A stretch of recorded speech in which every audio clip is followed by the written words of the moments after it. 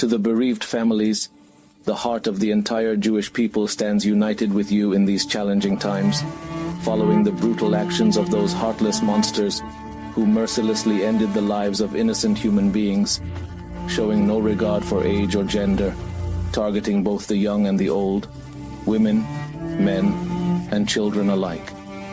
It is very difficult to find words of comfort when the heart cries in tremendous pain. But let's consider a few points that are important to take into account in these difficult days. Let's discuss a few concepts and ideas that we all know.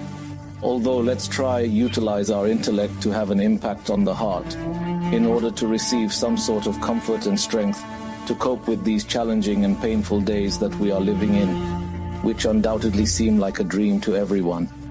We hope it is simply a dream, if only we would wake up and see that reality is different from what we perceive now. Though unfortunately this is the reality we are facing. First, it's important to remember a fundamental principle in Judaism, that today is also being discovered in the world of science over the past few decades, that the true essence of a person is the soul and it never dies. The body is just like clothing for the person, as it says in the verse, "And the Lord God formed man of dust from the ground. And he breathed into his nostrils the soul of life, and man became a living soul."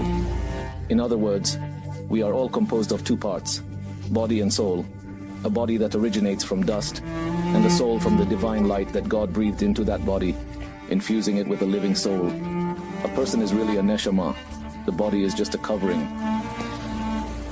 When burying somebody dear to us, we need to know we haven't really buried him.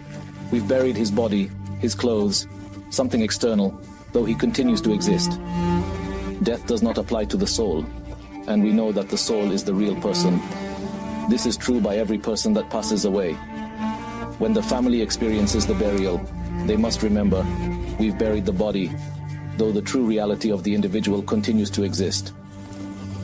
And concerning those who were killed because they were Jews, our sages taught us that the victims of tyranny enjoy such an exalted status that no one can stand in their enclosure. In the spiritual world there are spheres upon spheres. This world is like a corridor in preparation for the world to come. We are here to build and fix ourselves spiritually for the future, every person according to his effort and achievements. A person who is killed because he is Jewish is defined as Harugi Malhut. Nobody can reach their level in the upper worlds. This means that if we consider the most righteous individuals we are familiar with today, those holy Kedoshim are on a higher level than them.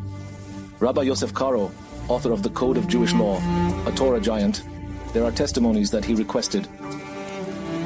He would prefer to die sanctifying God's name.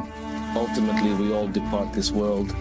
Some people pass away at the age of 80, some at age 20.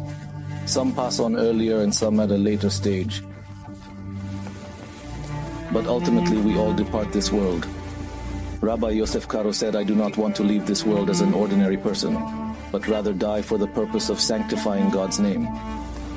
He wanted to reach a higher realm in the world to come. When there are young people dying, and I'm speaking mainly to the parents who lost their children, naturally children grieve the loss of parents, not vice versa. And when a parent buries a child, whether a son or a daughter, the pain they experience is immense. It's impossible to comprehend the pain. We must remember that those who were killed because they're Jewish, even if they lived in this world for 100 years, and all their days were only mitzvot and good deeds, they wouldn't have reached the same level in heaven that they are in today.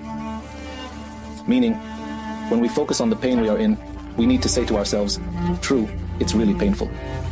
We are going through a difficult separation, we can cry and grieve.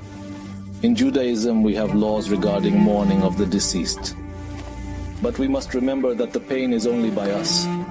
The individual that has passed away has reached their final tikkun and is in a much better place than if they had stayed with us in this world.